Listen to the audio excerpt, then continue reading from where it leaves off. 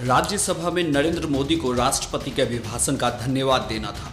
मोदी लोकसभा की तरह हर एक मुद्दे पर तैयारी करके आए थे। हर एक मुद्दा जिस पर सदन में विपक्ष ने सवाल उठाया था, उसके लिए तैयार थे मोदी। मोदी के निशाने पर कांग्रेस के विपक्ष के नेता गुलाम नबी आजाद थे। मोदी ने गुलाम नबी के उठाए हर एक सवाल का जवाब दिया, साथ ही नसीहत भी दी। हमारे माननीय विपक्ष नेताजी ने भोपाल के अच्छे उदाहरण दिए। मैं गुलाम नबी जी का बहुत आभारी हूं कि जो एक विपक्ष ने करना चाहिए वैसा सटीक काम उन्होंने किया। भोपाल जिले में किस गांव में कौन जनधन अकाउंट से रह गया है और उसका रिकॉर्डिंग तक करके ले आए। होना यही चाहिए, तभी एग्जीक्यूटिव अकाउंटेबल बनेगी। और इस सदन के सदस्यों का यही काम होता है। ये मुद्दा मेरी सरकार तेरी सरकार नहीं होता है। और मैं मानता हूं ये सही दिशा का ये प्रयास है। उसमें तथ्य क्या है वो तो कल अरुण जी ने कह दिया, मैं तथ्य की चर्चा नहीं कर। मैं इस प्रयास को अच्छा मानता हूं, क्योंकि कभी कभार नीचे से व्यवस्था से खबर आ जाती है और मान लेते हैं, लेकिन विपक्ष सजग रहा, देखा और कितनी मेहनत की। सत्ता में इतनी मेहनत की होती तो जनधन अकाउंट का काम मुझे करना ही नहीं पड़ता। बाल की खाल उधेड़ी लेकिन फिर भी अच्छा किया साहब। आपने माइक्रोस्कोप लेकर के देखा। मोदी कह रहा है जनधन हो गया, देखो यार कहीं तो होगा कोई कोने में। बहुत माइक्रोस्कोप लेकर के निकले। लेकिन साहब आप इतने साल माइक्रोस्कोप नहीं, अगर बाइनोकुलर से भी देख करके काम किया होता तो आज ये मेहनत मेरे जिम्मे ना। आज माइक्रोस्कोप लेकर के घूम रहे हो, अच्छा होता जब सत्ता में थे बाइनोकुलर से भी देख करके काम को निपटारा करने का प्रयास किया होता। और इसलिए मेरा कहने का तात्पर्य यही है कि हम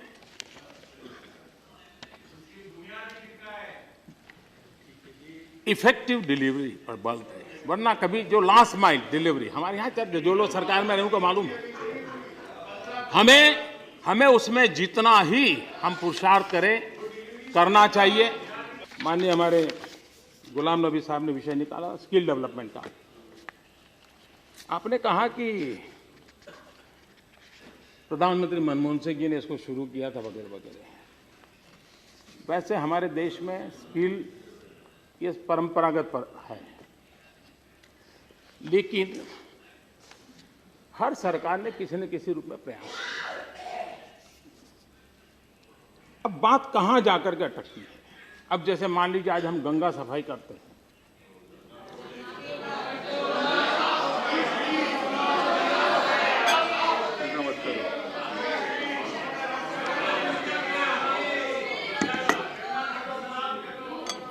यही पोल्यूशन है, तो स्वाभाविक से आपसे आवाज उठेगी ये तो हमने शुरू किया था। सही बात है, श्रीमान राजीव गांधी जी ने इस पर बल दिया, शुरू किया। अब सवाल ये उठता है कि शुरू किया, उसकी क्रेडिट लेने के उत्साह में ये भी तो जवाब देना पड़ेगा कि 30 साल के बाद गंदी क्यों है। अगर शुरू किया था तो 30 साल के बाद गंगा गंदी क्यों है, क्या कमी रही। और इसलिए हर बार ये तो हमारे समय हुआ था, ये उत्साह का अपना एक महत्व है। श्रेय लेने का प्रयास करने में कुछ बुरा है ऐसा नहीं है, ये आपका मन करेगा। देखिए दुनिया में दो तरह के व्यक्ति होते हैं, एक वो जो कार्य करते हैं और दूसरे वे जो उसका श्रेय लेते हैं।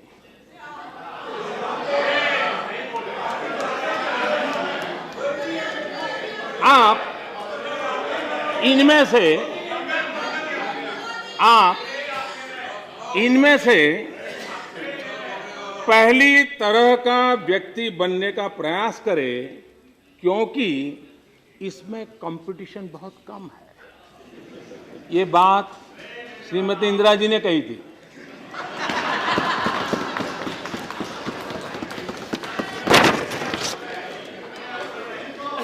अब स्किल डेवलपमेंट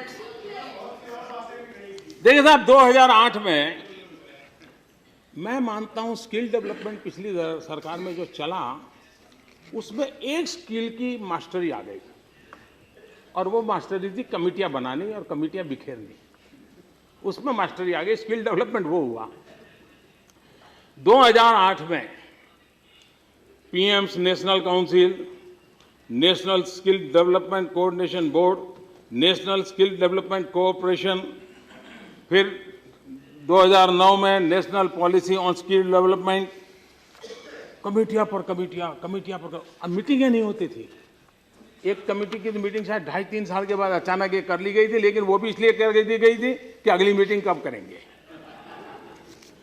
और आखिरकार इतनी सारी कमेटियों के बाद 2013 में ये तय कर दिया गया कि नेशनल स्किल डेवलपमेंट एजेंसी बनाई जाए और बाकी सब दुकानें बंद कर दी जाए।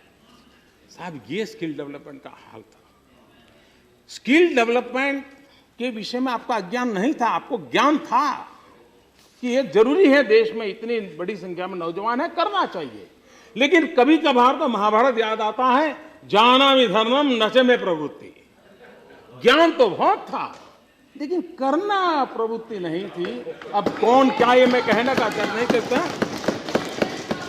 वर्तमान सरकार के कार्यकाल में 2014 में हमने स्किल डेवलपमेंट अलग मिनिस्ट्री बनाई। स्किल डेवलपमेंट स्कीम्स के लिए कॉमन नॉर्म्स तय किए। स्किल इनिशिएटिव कंसिस्टेंट क्वालिटी हासिल करने के पर बल दिया गया। एनएसडीसी के तहत हमने 1.5 साल में 2.5 गुना उसमें बढ़ोतरी की। इंडस्ट्रियल ट्रेनिंग इंस्टीट्यूशन आईटीआई हमने 1.5 साल के भीतर 20% उसमें इजाफा किया। पिछले 2 वर्ष में क्षमता 15,23,000 सीटों से बढ़कर के 18,65,000 कर दी गई। 20% हमने बढ़ोतरी की। 1,70,000 प्रति वर्ष जो तय होते थे उसमें हमने 53,000 और जोड़ दिए।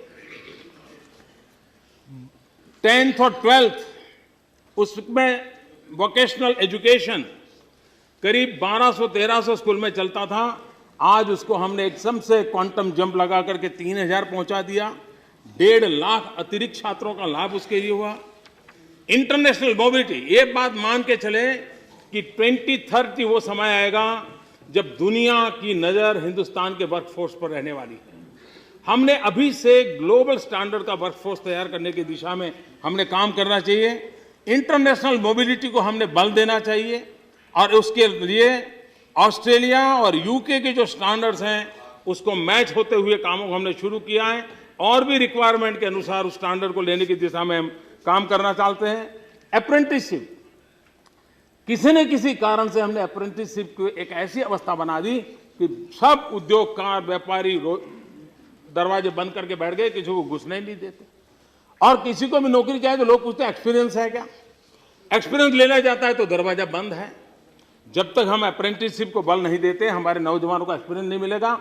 एक्सपीरियंस नहीं मिलेगा तो उनके लिए जॉब अपॉर्चुनिटी नहीं होगी। और उसको ध्यान में रखते हुए हमने अप्रेंटिसशिप के ट्रेनी जो पहले 3,12,000 थे, एक 1.25 साल के भीतर 2,70,000 और उसमें जोड़ दिए। हमने वो व्यवस्था की। पहले हमारे यहाँ टारगेट होता था कितने बच्चों को तैयार किया, उसी को पूरा करने की दिशा में प्रयास था। हमने मार्केट में रिक्वायरमेंट क्या है, किस प्रकार के सिलेबस की जरूरत है, किस प्रकार के ट्रेनिंग की जरूरत है, उसका सर्वे किया और अकॉर्डिंग टू दैट हमने स्किल डेवलप किया ताकि जॉब के साथ उसको कनेक्ट किया जाए और उसको उसका काम मिला जाए। और उस दिशा में हमने प्रयास किया है। और मैं देख रहा हूं कि पिछले दिनों हमारे देश में जो मैन्युफैक्चरिंग को बल तो देना ही होगा, हम सब जानते हैं। कोई भी सरकार हो, भाषण के लिए हम कुछ भी कहें लेकिन देना पड़ेगा। और इसके कारण हमने एफडीआई पर बल दिया, एफडीआई में बढ़ोतरी हुई 48% करीब। हमने 2015 में इलेक्ट्रॉनिक मैन्युफैक्चरिंग में 6 गुना बढ़ोतरी हुई है। 2015 में सॉफ्टवेयर एक्सपोर्ट सबसे ज्यादा हुआ है। हमारे मेजर पोर्ट्स 2015 में सबसे ज्यादा हैंडलिंग हुआ है। 2015 में सबसे ज्यादा कार उत्पादन हुआ है। 50 नई मोबाइल कंपनियां मैन्युफैक्चरिंग के लिए आई है। ये सारी बातें स्किल और रोजगार के साथ जुड़ने वाली हैं और स्किल और रोजगार की दिशा में ये काम करने वाले हमारे प्रयास हैं और उसका परिणाम ये होगा कि हमारे देश में रोजगार की संभावनाएं, ईज ऑफ डूइंग बिजनेस में 12 रैंक हम क्वांटम जंप लगाया है, ऊपर गए हैं। वर्ल्ड इकोनॉमिक फोरम ने ग्लोबल कॉम्पिटिटिव इंडेक्स में हम 16 स्थान ऊपर गए हैं। मूडीज ने जो अपग्रेडेशन दिया हमारे लिए पॉजिटिव दिया है, जो ग्लोबल एनवायरनमेंट में भारत की साख को बढ़ाता है, भारत की ताकत की पहचान कराता है। एम्प्लॉयमेंट की चर्चा, स्किल डेवलपमेंट हो, मैन्युफैक्चरिंग सेक्टर में बढ़ावा हो, एक रोजगारी को लिए मानदंड के रूप में एक इंस्टीट्यूट को हमने मान्यता मिली हुई है, मॉन्स्टर एम्प्लॉयमेंट इंडेक्स। ये ऑनलाइन रिक्रूटमेंट के आधार पर एनालिसिस करता है।